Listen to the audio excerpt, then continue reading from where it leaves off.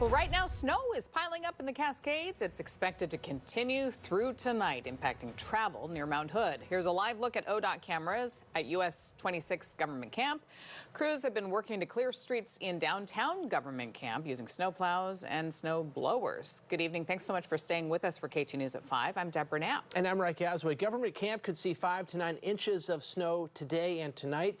People living above 1,000 feet of elevation could see some snow mixed with heavy showers tonight. Tonight, Katu's on your side covering snowfall in the Cascades. Tanvi Verma will take a closer look at what's happening in the mountains. But first, we want to start with meteorologist Dave Selesky right here in the studio. Dave? More showers in the forecast for the rest of this afternoon going in towards the evening hours. Now, valley floor, it's going to be rain showers.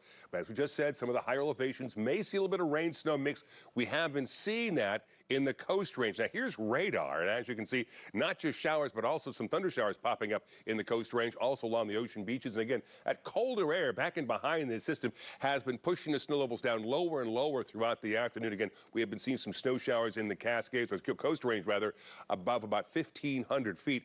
Some of those temperatures tonight could get down close to freezing, so those roads that are wet right now in the coast range could become icy between now and tomorrow morning. Of course, we have all that snow still coming down in the Cascades for this afternoon and this evening. So hence, we're going to keep the winter storm warning up for the Cascades of Oregon and Washington all the way through until at least 4 o'clock tomorrow.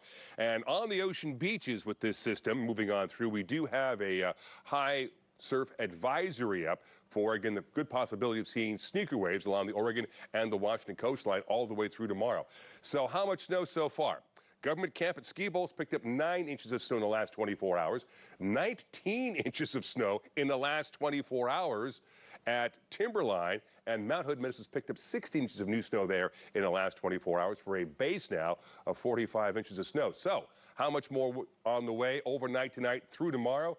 Well, this model is suggesting maybe upwards of anywhere from 5 to 6, close to 12 inches of snow up in the Oregon and the Washington Cascades. That 13 inches of snow would be above Government Camp up at Timberline Lodge, a little bit less down at Government Camp. There's 11 inches for Santiam Pass and for 6 inches of snow possible at Willamette Pass in the next 24 hours. We'll have all the forecasts and 7-day forecasts for you in about 10 minutes. Back to you guys. All right, Dave, thanks for that. Dave just mentioned it. Mountain ski resorts have already gotten more than a foot of new snow. Some call it a winter wonderland.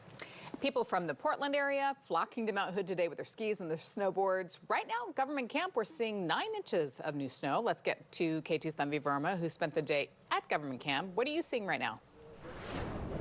So, Deb, I do want to point out it's snowing a lot more, and the snow is actually quite a bit heavier, so much so that I can hear the pitter-patter as it hits my hood. And you can see I'm covered in a lot more snow than when I saw you last time. I mean, it is just piling on, and you can see just blankets of the snow. And given just how much snow there is, there's concerns about the roads. Luckily, we haven't seen any issues yet.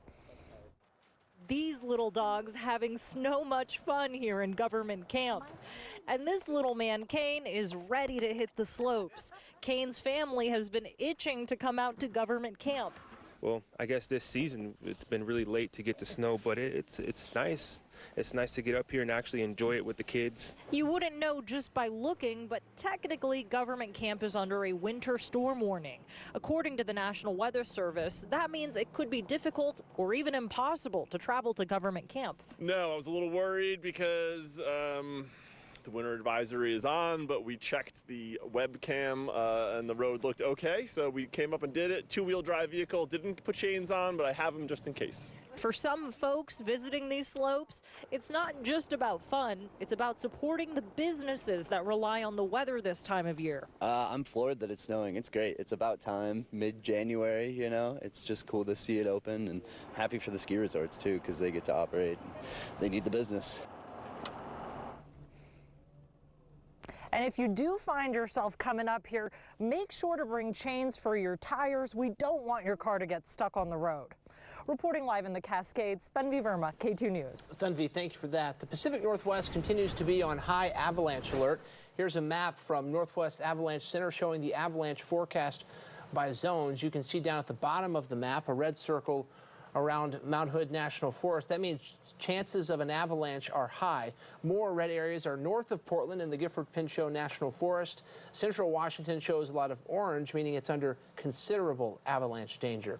We're still under a Storm Tracker 2 weather alert. K2's on your side, keeping you updated with the new developments. You can find more of our coverage at K2.com. Well, tonight we've learned the name of the man from Bend who died in an avalanche near Lake Tahoe. Deputies say it's 42-year-old Chris Thomason from Bend. And you can see on this map, the Sierra Avalanche Center, that the Lake Tahoe area is still under moderate avalanche danger. An avalanche was triggered on the backside of Castle Peak Mountain, burying Thomason. The group he was traveling with found him and dug him out of the snow. Another group of people close by came to help. They tried to give him CPR, but he did not survive. Deputies have ended all the search efforts. Developing tonight, the Washington County Board of Commissioners has declared a state of emergency regarding the damage to Oregon Highway 6. Commissioners say the damage comes from severe winter storms that triggered a landslide, which caused the land to sink around milepost 35. One lane is open on the highway between milepost 29 and 42. 11 miles of the road closure, that's within Washington County. The emergency declaration ends April 6th. Heard from Dave, parts of the Cascades have been hit with more than a foot of snow in just the last 24 hours.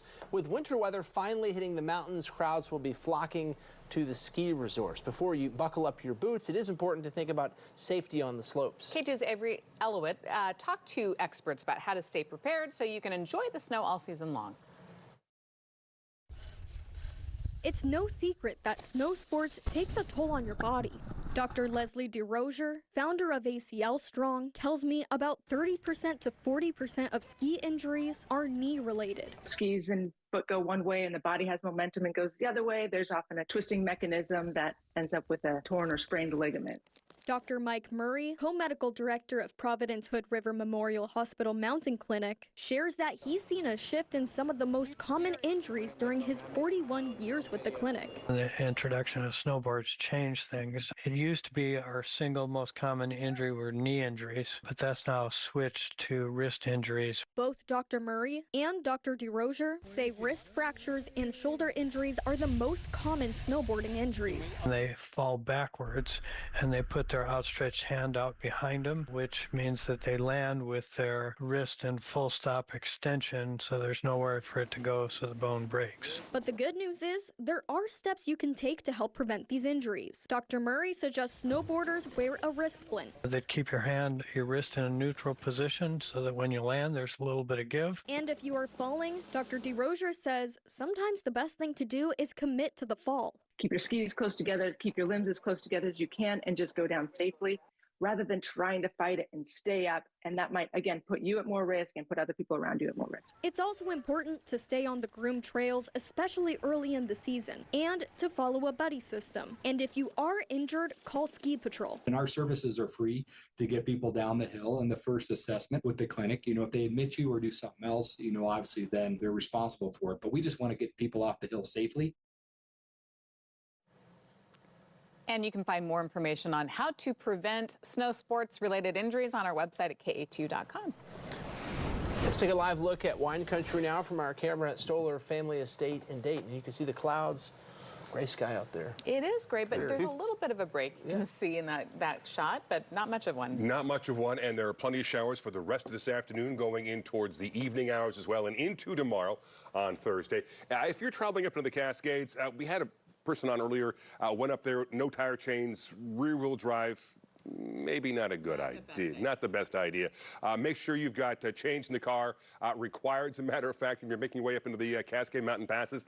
Another 9 to 15 inches of snow coming tonight and through tomorrow. That's still about 2,500 feet, and also could see some blowing and some drifting snow in all the Cascade Mountain passes over the next 24 hours. So, also, we're seeing some snow now into the Coast Range. This is the ODOT camera.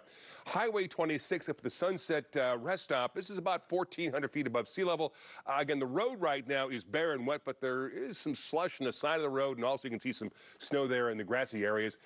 Again, tonight, temperatures dropping down into the low 30s. These wet roads in the Coast Range may become icy late tonight and into early on Thursday morning, so be advised about that. In the meantime, here's the Shiloh in camera out at Ocean Shores, Washington. 43 the current temperature there. Rain coming down at this hour. And of course, our Explore the Dalles camera, we have fair skies here this hour. A few clouds looking off out towards the east. It's 40 degrees this hour in the Dalles. Now, C-Tran camera in Vancouver, plenty of clouds, and yes, we're seeing some rain.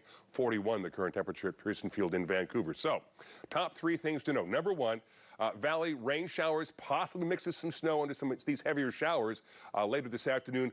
Little, if any, accumulation in the valley. More mountain snow, though, certainly plenty of accumulation there. And again, on the Oregon coast, we will be looking at sneaker waves overnight tonight and into tomorrow on Thursday as well. Temperature-wise, things kind of cooling down. 36 this hour in Estacada, 38 in Tigard, 39 in Beaverton, 41 at PDX, 40 in Hillsborough, and 39 down at Aurora this hour. Again, onshore flow coming in out of the northwest, so between now and tomorrow morning, scattered showers. They'll be tapering off somewhat overnight. More snow showers, though, for the Oregon and the Washington Cascades. We get in towards tomorrow afternoon. Scattered showers across the area, but by about 5:30 tomorrow afternoon, we begin to see the showers winding down as a weak ridge of high pressure starts to build in, drying us out for late Thursday and going into Friday, as you can see. Milder as well. By Friday, high temperatures could be up into the upper 40s and low 50s. We get in towards Saturday, got a little weak trough out here. It'll begin to approach and could bring a chance of some showers into the area by Sunday. Small chance right now, about 25%. As far as rainfall goes, over the next 24 hours, maybe a quarter to a third of an inch of rain across northwestern Oregon and across southwestern Washington. So school day forecast for tomorrow on Thursday, it's going to be a damp and a chilly start to the day. We're talking rain showers in 36, and by the afternoon, we're talking some sun breaks and showers and about 46 degrees. On the 7-day forecast, again, 45 tomorrow. Mostly cloudy but dry here on Friday and milder at 50. Partly cloudy skies on Saturday and 50. A chance of a shower early in the day on Sunday, high of 49. And then heading in towards next week, chance of showers on Monday. Mild on Tuesday. Look at that, 55 degrees. And dry skies will continue into Wednesday of next week with highs in the 50s. So this week, cool, showery, and snowy. Next week, not so much. Not so much. All right, Dave, thank you.